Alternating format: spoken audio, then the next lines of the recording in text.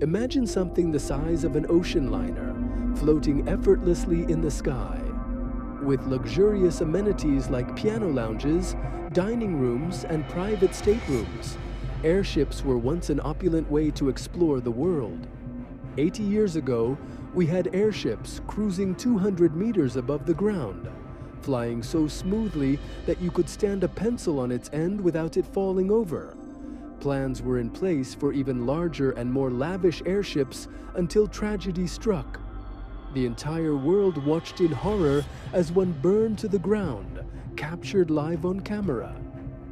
Overnight, giant airships seemingly vanished from the skies. First taking flight in 1936, the Hindenburg was, and still is, the largest object to ever fly. Its sheer scale is awe-inspiring. To put it into perspective, here's an average person compared to a typical bus, then a Boeing 747, and now the Hindenburg. Many people are surprised to learn just how extensive the Hindenburg's accommodations were. Inside, it felt more like an ocean liner than an airplane, with a full-service dining room, promenades for breathtaking views, a piano lounge, and even a writing room. Downstairs, passengers could unwind in the smoking room or have a drink at the bar. At night, they retired in private sleeping cabins, all while floating high in the sky.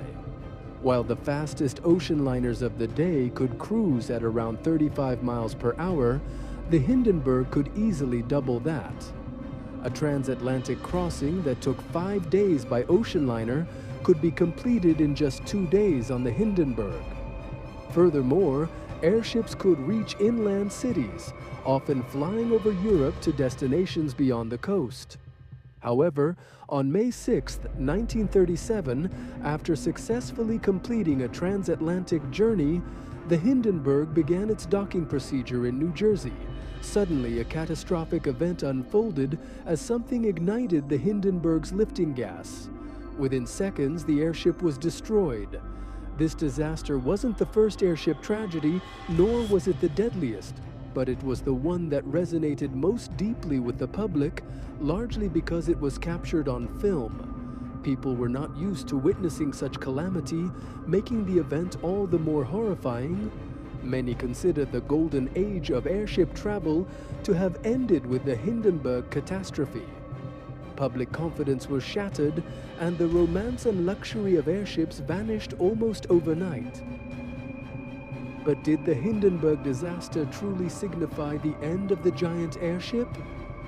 Despite its enormous size, the Hindenburg could carry only 72 passengers, requiring an additional 52 crew members to operate.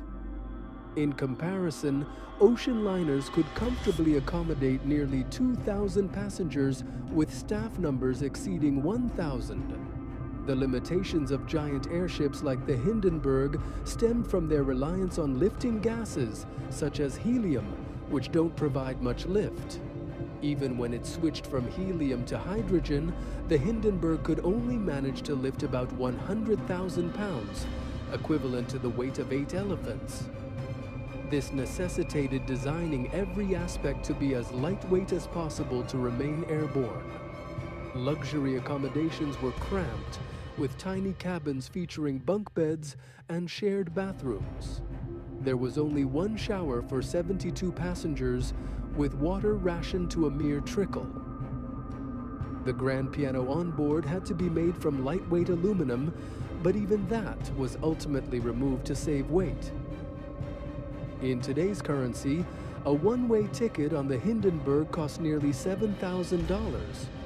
Though an ocean liner offered slower travel, first-class accommodations included sprawling suites and private bathrooms at more affordable rates, complete with grand ballrooms, theaters, and even indoor swimming pools. By 1937, the airship was already obsolete. It could not compete with the comfort of ocean liners or the speed of emerging aircraft.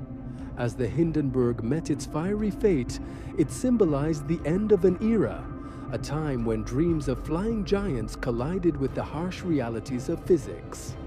Today, the concept of giant airships remains enticing. floating marvels of luxury and wonder. Yet just as it did 80 years ago, physics continues to ground these dreams, reminding us that while imagination knows no bounds, reality often has its limits. So if you enjoy this video, don't forget to subscribe, channel and comment. That's what you learn from this.